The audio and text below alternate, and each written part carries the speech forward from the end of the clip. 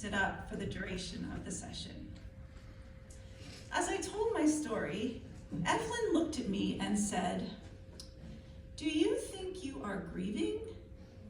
I burst into tears because in the 15 years that I had been sick, no one had ever mentioned grief as part of the process.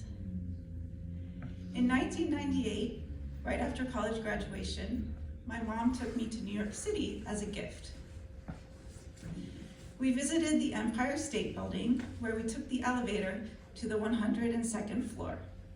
As we reached it, I suddenly felt as if I might pass out, so we rushed back into the elevator, back down to the lobby, where I crumbled to the floor. But the police kept saying I had to stand up. That night, back at our apartment, I was up all night with a racing heart, the shakes, nausea, dizziness, diarrhea.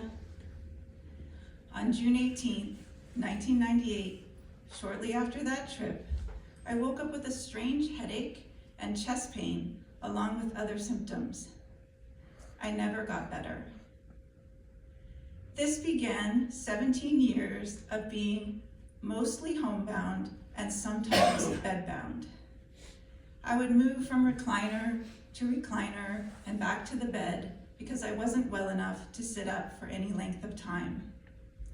I even ate dinner in the recliner. On a good day, my mom might take me on an outing. We might go to a park using my wheelchair, we might go for a drive, a friend might come over as I lay in my recliner and visit.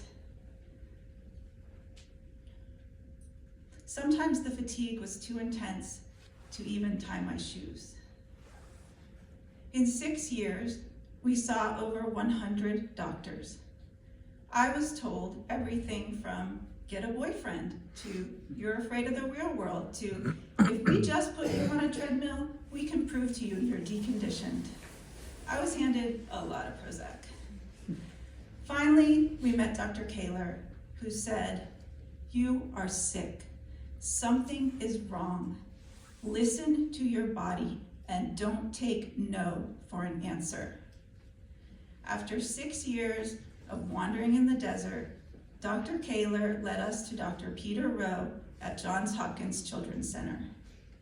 Dr. Rowe spent over 3 hours with us, going over everything from, were you breastfed, to how long can you stand without being lightheaded?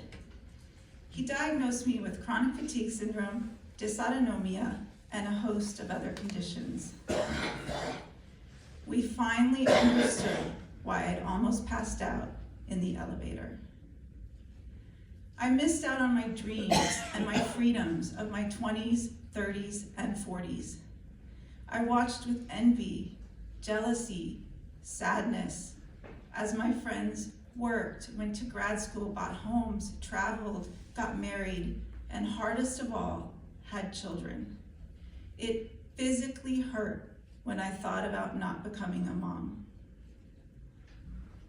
Every morning when I first opened my eyes, I'd hope maybe today I'll feel better.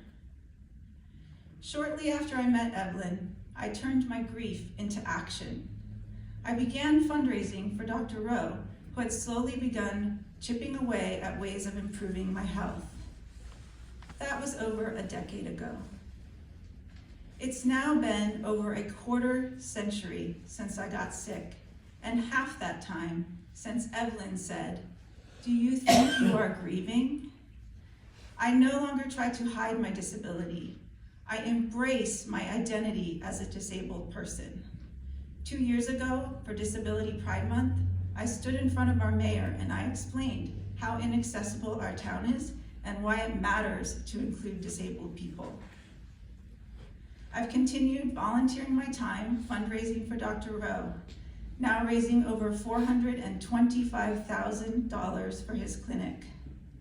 Last year, Dr. Rowe and his clinic staff traveled from Maryland to State College to join us for our annual walk, run, roll. Disability is hard and messy and full of loss. It is also what makes me creative, adaptable, and authentic.